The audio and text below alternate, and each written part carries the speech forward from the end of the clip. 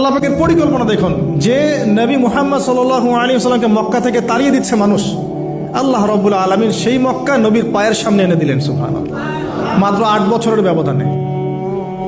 যে বদর যুদ্ধে মুসলিমদেরকে একদম নিঃশেষ করে দেওয়ার প্ল্যান করা হয়েছে, ওই বদরেই আল্লাহ রাব্বুল আলামিন আবু জেহেলের মৃত্যু লিখে রাখলেন। যে ইউসুফকে কুয়ায় ফেলে দিল তার ভাইরা, সেই ইউসুফকে আল্লাহ পাক সেখান থেকে রাজপ্রাসাদ, সেখান থেকে কারাগার, সেখান থেকে আবার নিয়ে আসলেন মিশরের পলিটিক্যাল পাওয়ার। আল্লাহর পরিকল্পনা। যে ইয়াসরিব একসময় ইহুদিদের দাপটের জায়গা ছিল, ওই ইয়াসরিব মুসলিমদের পরতলগত করলেন আল্লাহ পাক হিজরত করিয়া। বাদশাহ নাজাশী আবিসিনিয়ায়, আমি তো মালয়েশিয়াকে একটা আবিসিনিয়া মনে করি, এখানে মাশাআল্লাহ এরকম পরিবেশ আছে, শান্তিপূর্ণ ইসলামী পরিবেশ। বাদশাহ নাজাশীর এরকম পরিবেশ ছিল। বাদশাহ নাজাশী কিন্তু মুসলিম ছিল না, সে খ্রিস্টান ছিল। তারপরেও নবীজি বলতেন বাদশাহ নাজাশীর রাজ্যে কেউ জুলুমের শিকার হয় না। সুবহানাল্লাহ, যদিও সে মুসলিম ছিল না। ওখানে ইসলাম নিয়ে গেলেন আল্লাহ পাক, ওখান থেকে পুরো আফ্রিকা ইসলাম ছড়িয়ে পড়লো। সুবহানাল্লাহ, এক খালেদ বিন ওয়ালিদ রাদিয়াল্লাহু আনহু, যার হাতে উহুদ যুদ্ধে বহু মুসলিমের প্রাণ গিয়েছে না, সেই মানুষকে আল্লাহ রাব্বুল আলামিন হেদায়েত দিয়ে 100টা যুদ্ধ করিয়েছেন। সুবহানাল্লাহ, আল্লাহ পাকের পরিকল্পনা আমরা বুঝতে পারবো না। আল্লাহ পাকের পরিকল্পনা আমরা বুঝতে পারবো না। ওয়া মাকারুল্লাহ, তারা কৌশল করে, আল্লাহ পাকও পরিকল্পনা করে। দেখেন, এই যে প্যালেস্টাইন নিয়ে এত সমস্যা করছে না, আল্লাহ পাকের কি পরিকল্পনা! সুবহানাল্লাহ, আল্লাহ পাক সমস্ত জিউসদেরকে ওইখানে একত্রিত করেছেন। কেন জানেন? আল্লাহ পাক এই যে 1914 থেকে নিয়ে 2023 এই যে সালগুলো চলছে, 100 বছর, লাস্ট 100 বছরে সারা ওয়ার্ল্ডের জিউসদেরকে ওখানে একত্রিত কেন করেছেন জানেন? যেইভাবে আল্লাহ পাক ফেরাউনের দলবলকে লোহিত সাগরে ডুবিয়ে দিয়েছেন, ওইভাবে আল্লাহ পাক প্যালেস্টাইনিদের সবাইকে ডুবাবে ইনশাআল্লাহ। এটাও আল্লাহ পাকের একটা বড় পরিকল্পনা। এটা ওরা বুঝতে পারছে না, কিন্তু সময় সাক্ষী দেবে ইনশাআল্লাহ। দেখে নিন, আমরা 100% হলফ করে বলতে পারি এটা হবেই ইনশাআল্লাহ। এই কারণেই লাস্ট এই যে অটোম্যানদের ডিফিটের পর থেকে নিয়ে 1970 থেকে নিয়ে যে first world war, second world war করতে করতে সব জায়গা থেকে জিউসরাকে একত্রিত করেছে এখানে, বিকজ অফ লাস্ট একটা সর্বশেষ একটা ম্যাসাকার আল্লাহ পাক করবেন এদেরকে ইনশাআল্লাহ। কার হাতে? ঈসা আলাইহিস সালামের হাতে। আমাদের উম্মতের মধ্যে কে নেতৃত্ব দিবেন? ইমামুল মাহদি, যার নাম হবেন মুহাম্মদ। তার নাম কি?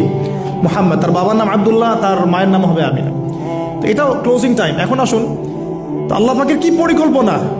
যৌবনকালটা আল্লাহ পাক মুসা আলাইহিস সালামকে ফেরাউনের ঘরেই কাটালেন, এবং আল্লাহ পাক মুসা আলাইহিস সালামকে দুটো গুণাবলী দিয়ে বড় করলেন। দুটো গুণাবলী মনে রাখবেন। এক হচ্ছে কওয়ি, তিনি শক্তিশালী ছিলেন, ফিজিক্যালি অনেক শক্তিশালী ছিলেন। আমিন মানে বিশ্বস্ত ছিলেন, কওয়িউল আমিন।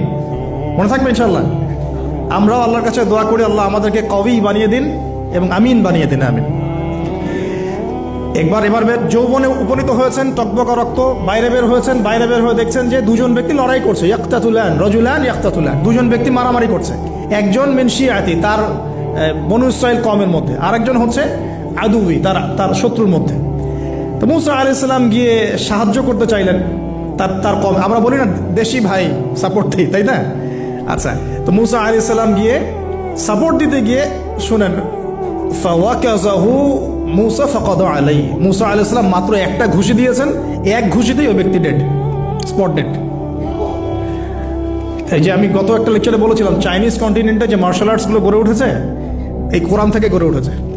তার আগে ওদের সভ্যতা ছিল, সংস্কৃতি ছিল, ঠিক আছে। এক ঘুষিতে মানুষ মারা যায়, এটা কোরআন বলেছে।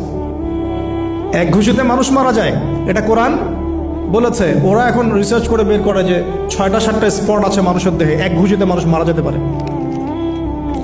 কোরআনকে আমরা মূল্যায়ন করি না, কিন্তু কোরআনকে সারা দুনিয়ার অমুসলিমরা মূল্যায়ন করে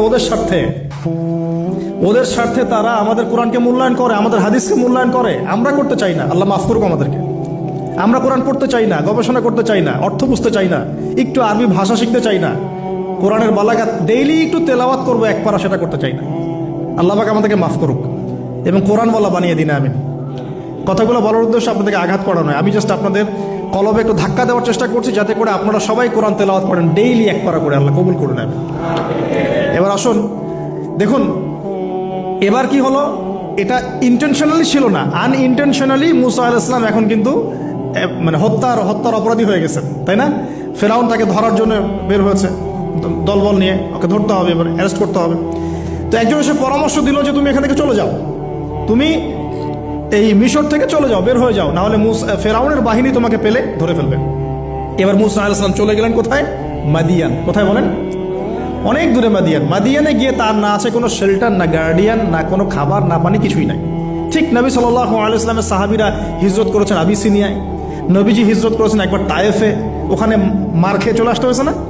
মনে আছে? তায়েফের 3টা গোত্র ছিল, আব্দু ইয়ালাইল, আব্দু মাসউদ, হাবিব বিন আমর, এই 3 গোত্রের নেতা ছিল।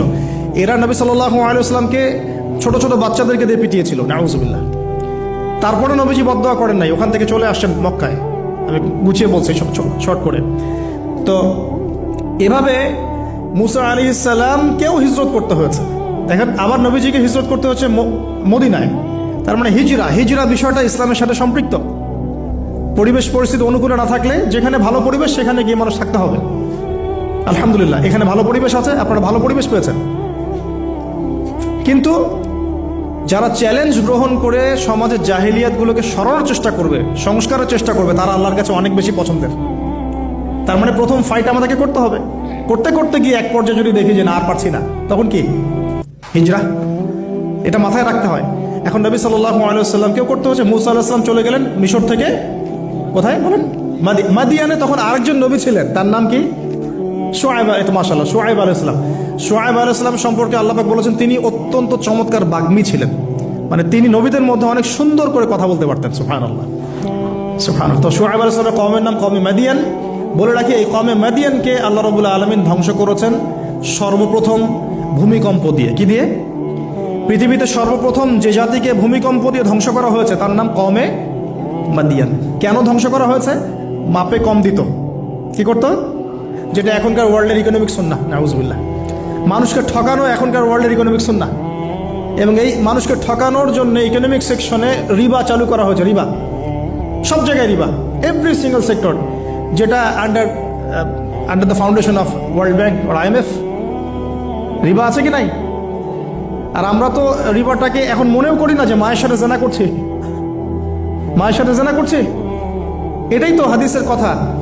রিবার 70 শাখা আছে পাপের, 73 শাখা আছে পাপের, সর্বনিম্ন শাখা মায়ের সাথে জেনা করা, নাউজুবিল্লাহ। তো এটা ইকোনমিক সুন্নাহ হয়ে গেছে না এখন? মানুষকে ঠকানো, মাপে কম দেওয়া, রিবা। আর আমরা তো মাশাআল্লাহ ঘুষ ছাড়া কিছু হয় না।